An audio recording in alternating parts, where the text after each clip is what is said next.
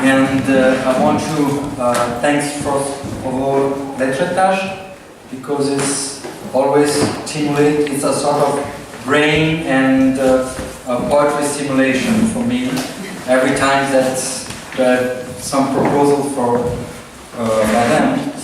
And I will just talk about one project that already exists in Italy, but I have two more proposals for the future, for crowd and for you, like authors and also organization. But I don't want to speak now, maybe by email and in a second moment anyway. And so, two words. So I will talking about Nazione Indiana, that is a collective blog, and two words about the context. So the title of my speech is Literary Activism in an Hostile Environment, an Italian Lesson. So hostile environment is Italian environment, cultural environment, of course. In my country, cultural activities are not very highly considered. The Minister of Economic Affairs in one of the Berlusconi governments once said that you can't fill your sandwich with culture. That was not only his own opinion, but a kind of evidence for a large number of persons in Italy. This means factually that you can't count on the support of any public institution.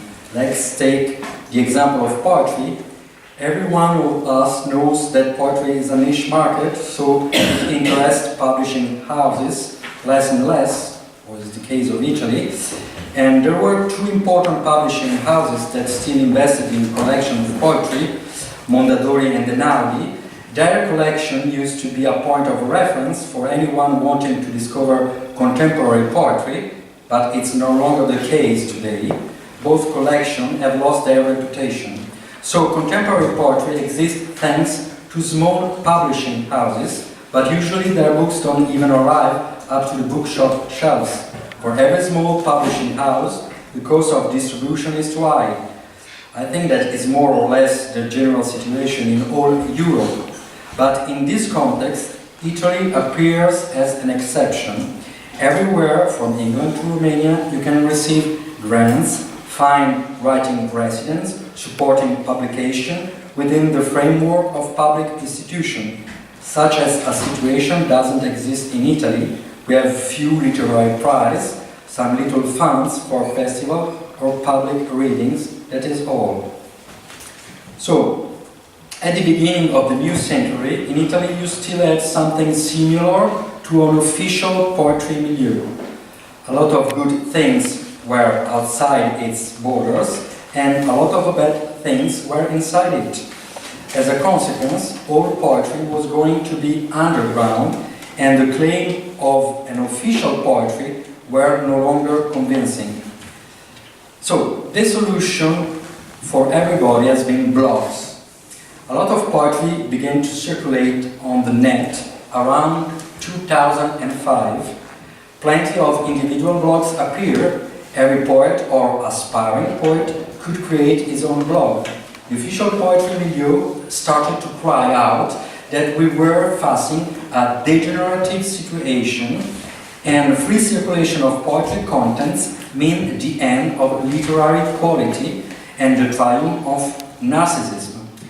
Sociological instruments of the official poetry were a little bit poor. Cooptation is the main traditional system to become an artist, a novelist, or a poet, but this system, based on a hierarchy in our style environment, won't work well. It is too slow and too arbitrary. So the increase of individual poetry blogs has certainly been a good thing. It has produced dissemination and at the same time a crisis in the literary canon. There is a lot of poetry rubbish on the web, of course, but it's not a real problem. The crisis in the poetry canon is that one good thing. I don't think that common rise of internet in our Western society makes the poetry canon disappear, but it helps to undermine it.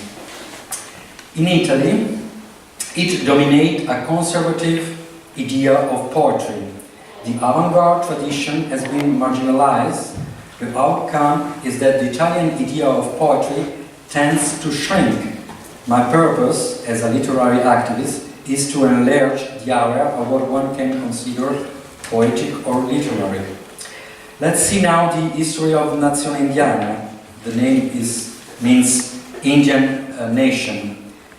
It is a collective blog which focuses mainly on literature and arts, at the same time striving constantly to put this in connection with politics, social issues, philosophy and science.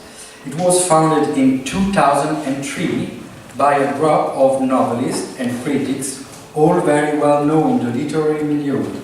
At the moment, multi-authors blogs didn't exist. Another originality of the project was the idea of bringing together novelists and poets, critics and artists, physicists and anthropologists. We wanted to build a connection between literature and science, novel and poetry, art and literature. We wanted to write not only about literature, but also about politics and society. The key word of the purpose was autonomy. We wanted to decide when, in which way and form, how much, short or long articles, with whom to talk about something. All this was impossible using old literary tools such as magazine and newspapers, literary supplement.